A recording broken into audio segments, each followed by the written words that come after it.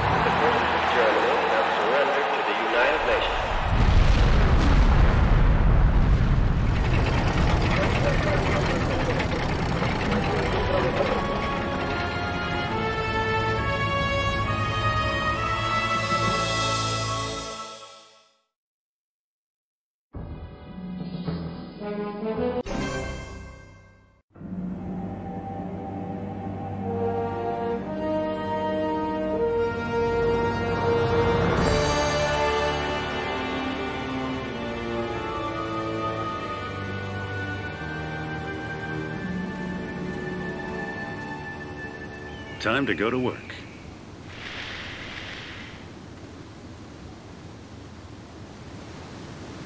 Welcome to Indiana Jones and the Infernal Machine. Welcome to beautiful South America, and let's get the hell off of this dangerous platform. While we get started, just a quick background info in the game.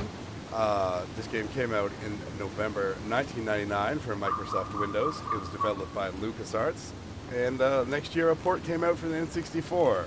The N64 port has aged very badly.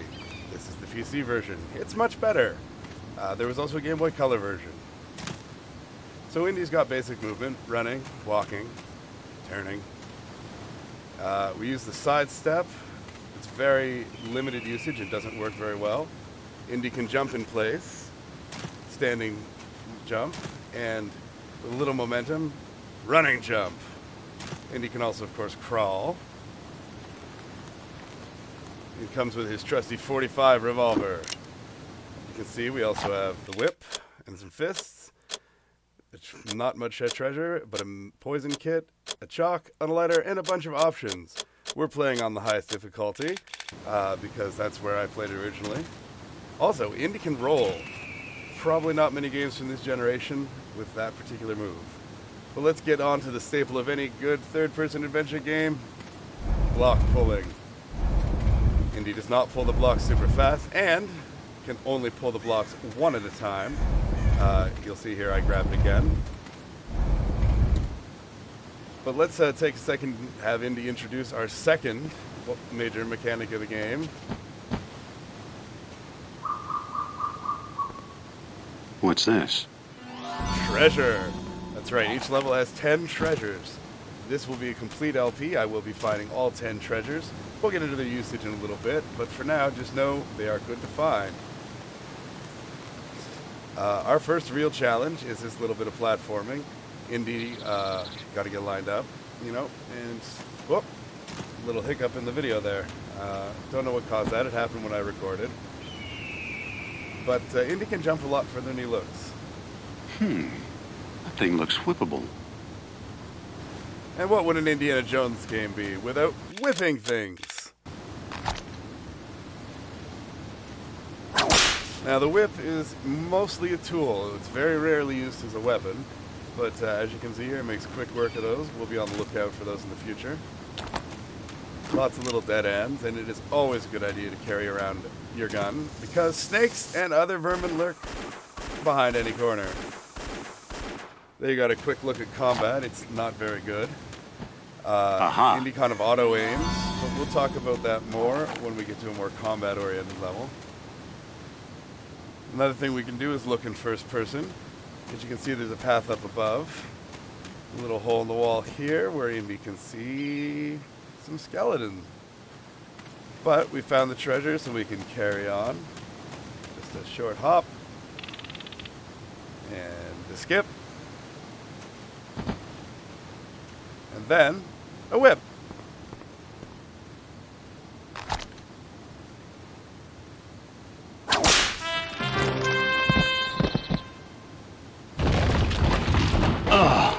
Whoa.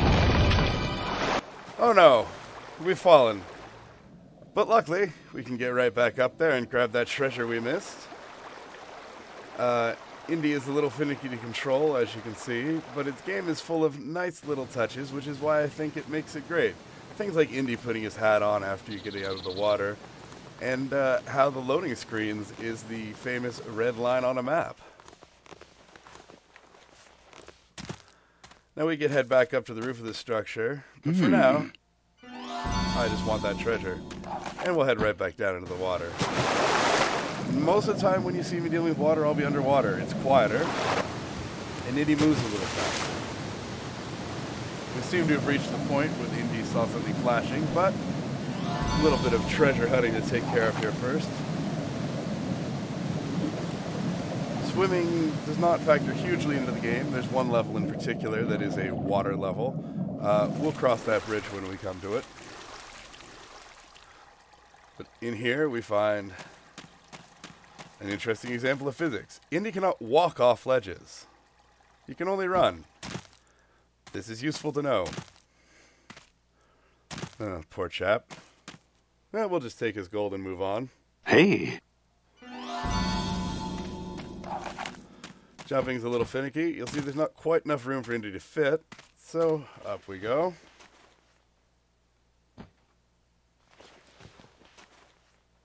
Now, believe it or not, that's about it for here. We could go back to the way we came, or we could explore just a little further. Oh, a ladder. What a thrill. Wait, hold on. This ladder's not very long. As you can see, Indy's not the quickest thing on two legs.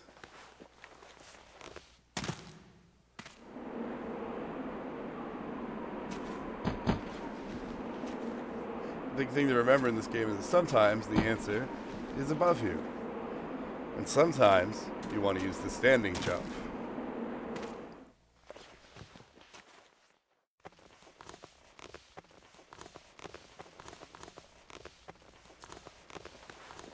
So we're climbing, and we're climbing. And where the hell is this going to get us in the end? Treasure? Supplies? Enemies? Well, the real answer is kind of disappointing.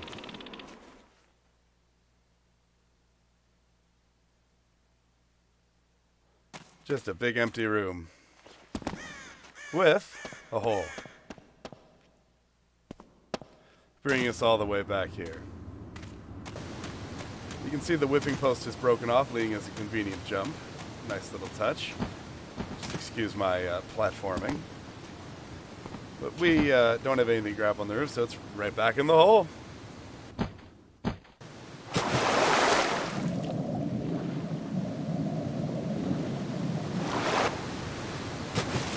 Now to check out that dig site.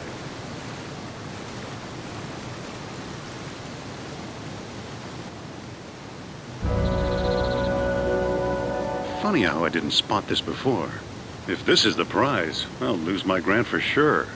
Where are the priceless artifacts? The gilded idols? The crowns of kings?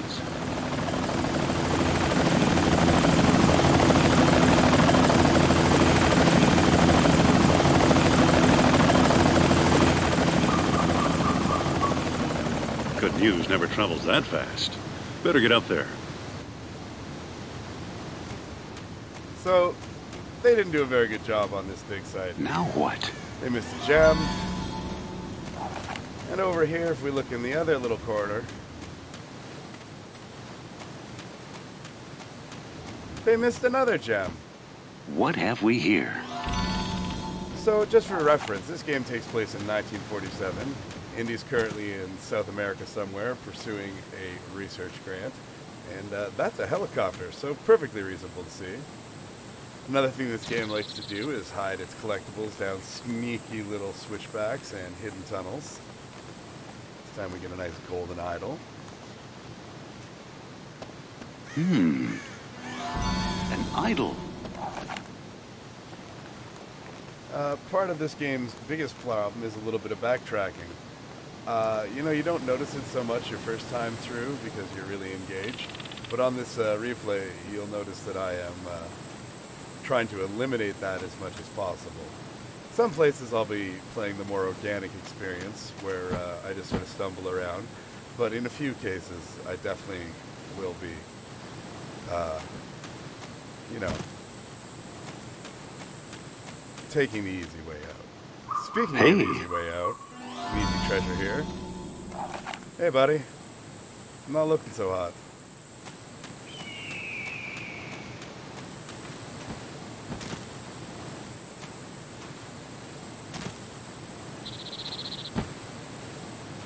Well, back up we go. One last simple bit of platforming, but do you hear something? As we shimmy along this wall, an exercise which can sometimes take a couple tries due to some wonky collision detection, we can definitely hear something hissing. Alright, we'll deal with it when they come to it.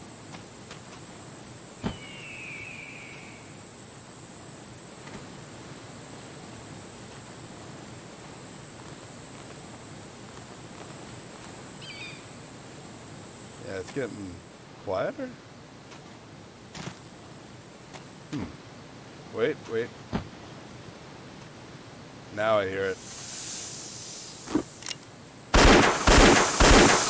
Take that! And one last quick stop for another treasure.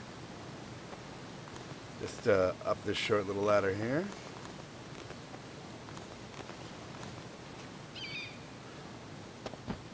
Aha. And to go down a ladder, you have to back into it. Same with any ledge. And he climbs pretty slow up or down, but he can drop off. There we go. So that's everything to collect. Just one more jump, and we'll find out who in the hell's come to visit us in this desolate place. Check behind me for treasure.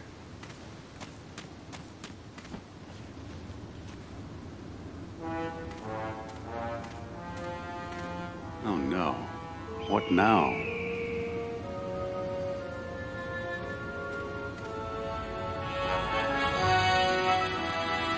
Sophia Hapgood. Hello, Indy. Been a while. I'll say. What brings you out west? Some psychic premonition about the treasures I should have found? My, look at these wonderful potsherds. It's the new thinking in archaeology. Find some worthless debris, analyze it, understand prehistory. Kind of noble, don't you think? There's an iron curtain coming down on Europe, Indy. The Russians are taking over. I read the papers. Want a real chance to be noble? We need your help. Uh-huh. Who's we? When I joined during the war, it was the OSS. Now President Truman calls us the Central Intelligence Agency. Is that what you're up to these days? Soviet sabotage? Atomic secrets? Don't be silly. We've got whole battalions for that. It's my job to worry about more, unusual activity. Such as this dig site on the Euphrates River, south of Baghdad. Babylon. Remember your Bible? That's where mortals raised the Tower of Babel to invade heaven. Well, you know, this does look like the ruins of Itimenanki, the ziggurat often identified with the tower.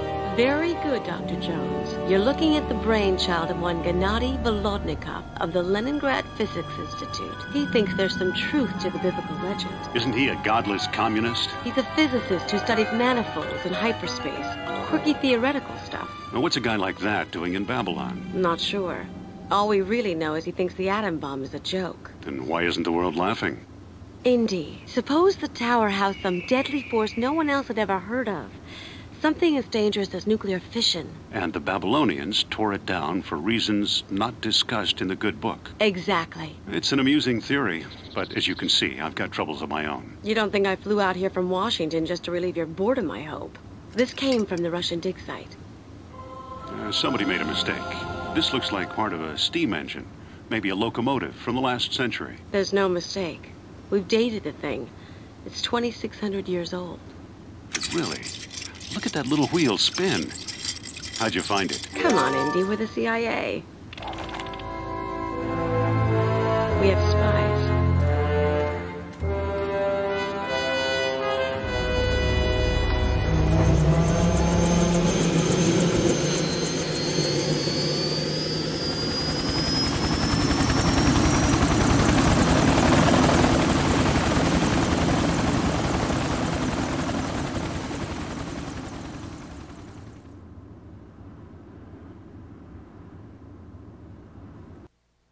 So that was Sophia Hapgood from Fate of Atlantis, first introduced there.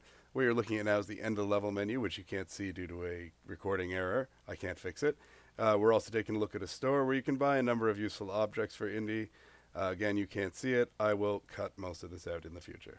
For now, know that we're not buying anything with our accumulated treasure, and I'll see you next time.